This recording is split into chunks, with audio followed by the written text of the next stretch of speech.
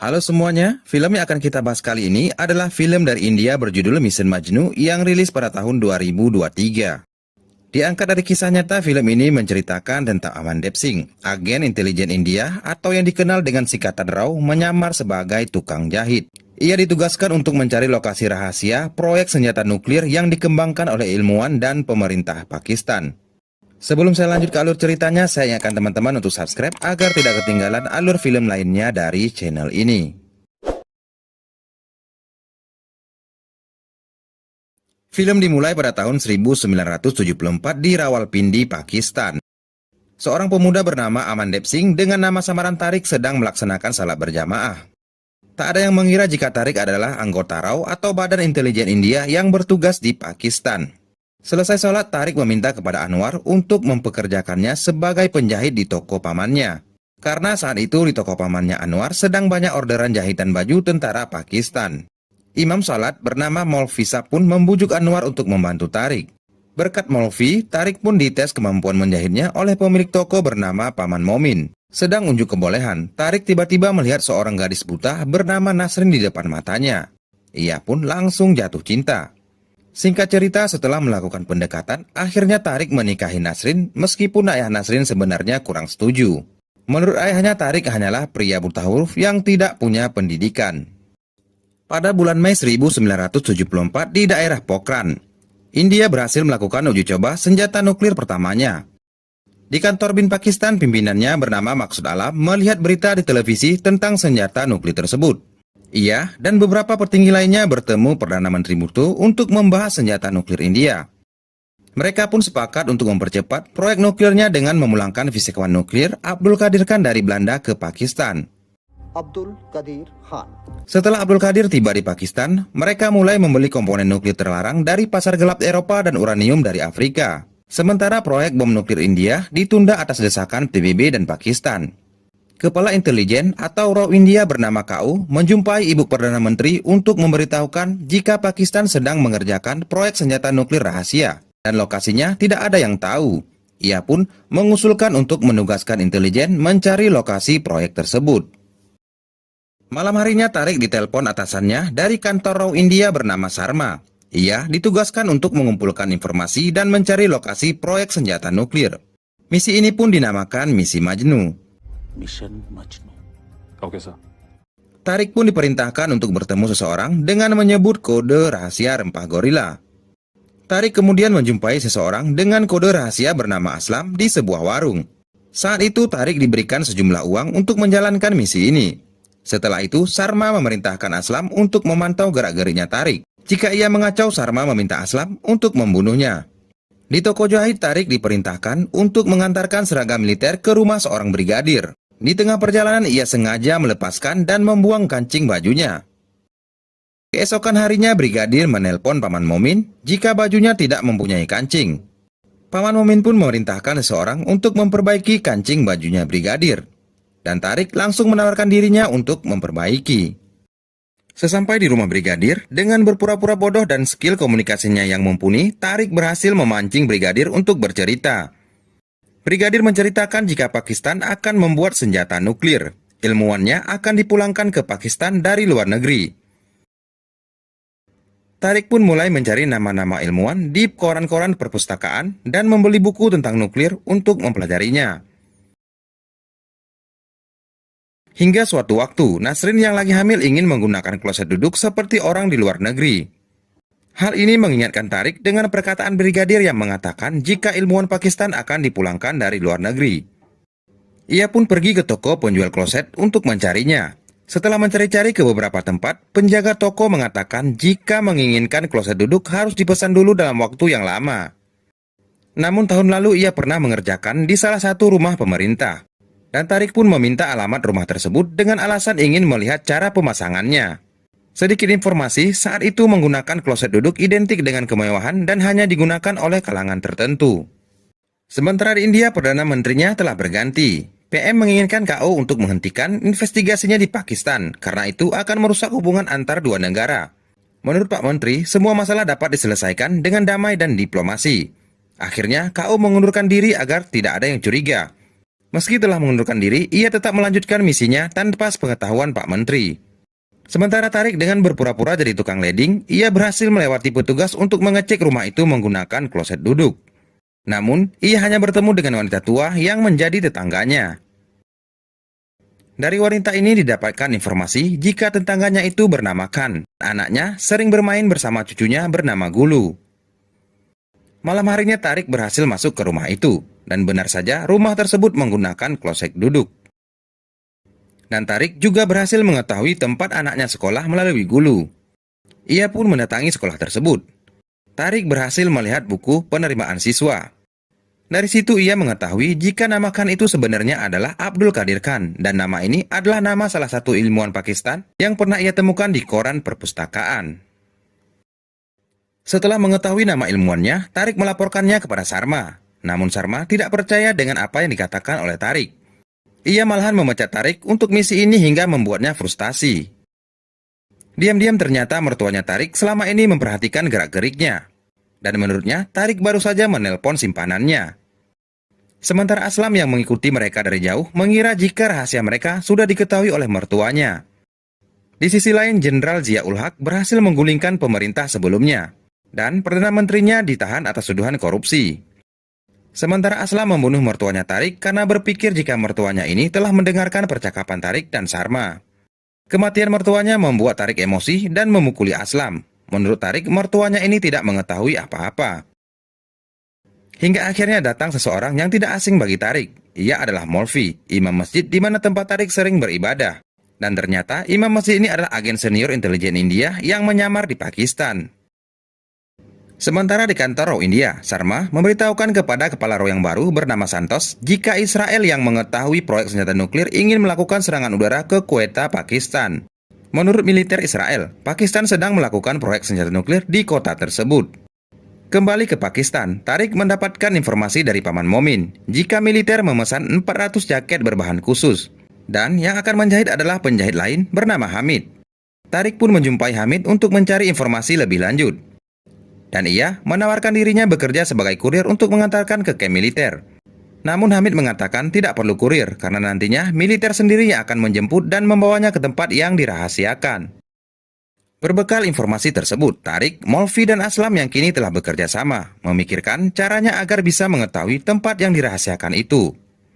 Atas idenya Tarik, mereka menyamar menjadi polisi dan mencegat truk dengan alasan tidak memiliki plat. Padahal mereka sendiri yang mencopot plat truk tersebut. Tidak begitu sulit, akhirnya mereka bisa memeriksa truk ini dan menanyakan kemana jaket ini dibawa. Akhirnya tentara ini bilang ke kota kecil bernama Kahuta yang dekat dengan perbatasan India. Setelah tahu lokasinya, mereka pun berangkat ke Kahuta. Sampai di sana terlihat banyak tentara dan Tarik mencari informasi dari penjual teh. Dari penjual ini didapatkan informasi jika tentara sedang membangun kamp di sisi bukit dan warga sipil dilarang pergi ke sana. Tarik dan Aslam pun nekat masuk ke area bukit untuk melihat secara langsung kamp yang dimaksud. Akhirnya mereka menemui lokasinya. Sayangnya saat ingin memotret, Tarik ditembaki oleh seorang tentara. Lalu ia pun diinterogasi. Tarik mengatakan jika ia adalah penduduk desa sebelah yang sedang tersesat. Untungnya saat sedang diperiksa ada seekor domba. Tarik pun langsung mengatakan jika ia sedang mencari domba itu. Dan ia langsung dipersilakan pergi. Setelah itu, petugas Sarma memberitahukan mereka jika Israel akan menyerang Quetta dalam 24 jam ke depan, di mana di kota tersebut diyakini Israel tempat Pakistan mengembangkan proyek nuklirnya. Dan Sarma meminta kepada mereka untuk mengirim bukti fisik yang kuat agar Israel membatalkan misinya untuk menghancurkan Quetta. Mereka pun kembali ke Kahuta. Sampai di sana berkat idenya Tarik, mereka menuju ke sebuah toko pangkas. Dan di sana Tarik berhasil mengambil sampel rambut tentara yang saat itu sedang memangkas rambutnya. Kemudian mereka menuju ke stasiun kereta api Lahore untuk membawa sampel rambut itu ke India. Sampai di sana mereka mengalami kendala karena tidak memiliki paspor dan visa. Sementara stasiunnya dijaga ketat oleh aparat keamanan. Meski begitu, Tarik tetap nekat untuk menaiki kereta. Ia meminta Molvi dan Aslam menunggunya di sebuah desa di perlintasan kereta api. Melihat penumpang bersorban lebih gampang masuk, ia pun memakaikan sorban dan menghajar calon penumpang lainnya untuk diambil paspornya. Meski sempat dicurigai oleh petugas karena difoto tidak memakai sorban, pada akhirnya Tarik bisa masuk ke dalam kereta api. Di tengah perjalanan, Tarik kemudian memasukkan sampel rambut yang dibawanya ke dalam tas seorang wanita yang duduk di dekatnya. Bersamaan dengan itu, penumpang yang dipukuli Tarik tersadar dan melaporkan jika paspornya telah dicuri oleh seseorang. Petugas pun langsung mencari keberadaan Tarik. Sadar dirinya dicari, Tarik pun berusaha untuk melawan dan melarikan diri.